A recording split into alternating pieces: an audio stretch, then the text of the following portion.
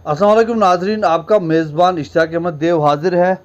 नाजरीन, आज मैं जिस इशू पे बात करना चाहता हूँ वो है कि हाल ही में जम्मू कश्मीर के इस वादी चिनाब के मरकज़ी जो ज़िला है, ज़िला डोडा, यहाँ पे जो उसातिज़ा की तब्दीली का जो प्रोसेस शुरू हुआ तो काफ़ी ज़्यादा बड़ी चिमेगोइयाँ थी। अब ये होगा, वो कहते हैं कि थी खबर गरम की गालिब के उड़ जाएंगे, पर देखने हम भी गए पर तमाशा न बना। तो अव्वल तो हम इस मिड सेशन में उसातिज़ा की तब्दीली का जो है कोई मंतक नहीं बनती है, और दूसरा जब से ये बायोमेट्रिक का सिलसिला हुआ है शुरू, उसके बाद एक चीज़ देखी गई कि उसातिज़ा को गैर ज़रूरी हिरास भी किया जाता है।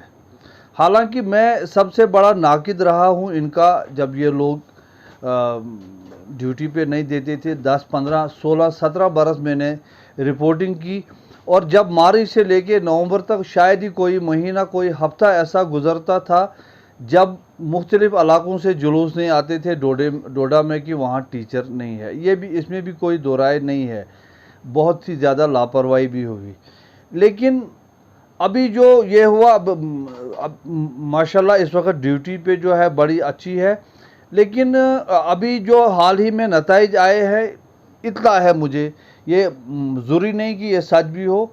अब जो है नताइज अगर किसी स्कूल के अच्छे नहीं आए हैं, 10वीं, 11वीं या 12वीं जमात के, तो अब वहाँ पे जो है थोड़ा सा उनको हिरास किया जा रहा है। ये अच्छी बात नहीं है, क्योंकि टीचर जो है, हमने अब चूँकि टीचर्स ने भी अपना वक़ार, खुद भी अपना मुकाम वो वक़ार नहीं रखा, लेकिन हम भी ऐसे ही वो उनको हिरास करना शुरू करते हैं। ये बिल्कुल गलत बात है।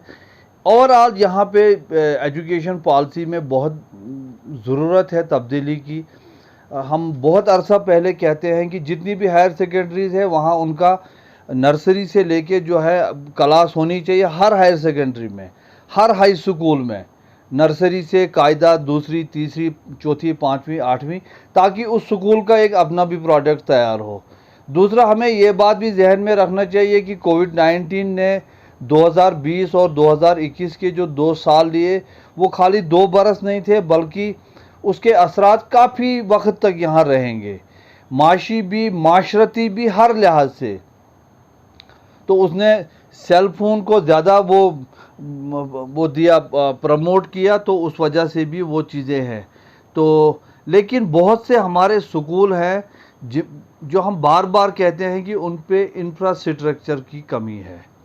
अगर मैं आपको कहूं कि डोडा गर्ल्स स्कूल देखें, हायर सेकेंडरी स्कूल गर्ल्स, तो लास्ट ईयर मेरी अपनी लड़की वहां 12th में पढ़ती थी। पहले जब मार्च अप्रैल में गए तो एक क्लास में 170 बच्चे थे, और 12th क्लास की बच्चों को नीचे बिठाया जाता था टाट पे।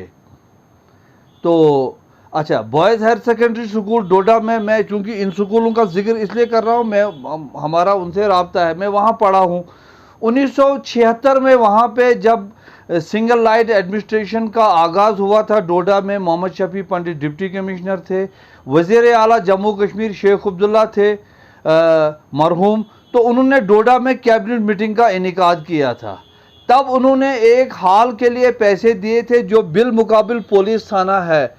1976-77 से लेकर इस वक्त तक 45 बरस गुजरने के बावजूद भी बॉयज़ हायर सेकेंडरी स्कूल डोडा में एक भी कमरा तामीर नहीं हुआ। ये इंफ्रास्ट्रक्चर की हालत है। न कोई सब्जेक्ट इंट्रोड्यूस हुआ। 11th में गवर्नमेंट गर्ल्स स्कूल डोडा में मेरी बेटी ने सब्जेक्ट लेने थे, वहाँ थे नहीं उसके जो चॉइस जो थी सब्जेक्ट की, और जिनका स्कोप भी है अभी आगे, वो थे नहीं वहाँ पे। तो इस बात पे हम लोग तवज्जो नहीं देते हैं। बॉयज़ स्कूल का मैं पिछले 10 बरस से सुन रहा हूँ, वहाँ जी अब 15 कमरों का एक नया वो बन रहा है, कम्प्लेक्स बन रहा है, 20 कमरे बन रहे हैं। खाली सुनते हैं, प्रैक्टिकल ज़मीन पे कुछ नहीं है। तो एक तो ये जो मिड सेशन में तब्दीली है ये गलत है। दूसरा, नताइज के नाम पे जो प्रिंसिपल्स को, उसातिज़ा को हिरासा किया जाता है, ये गलत है। और तीसरी, ट्रांसफ़र पॉलिसी साफ़ और शफाफ होनी चाहिए।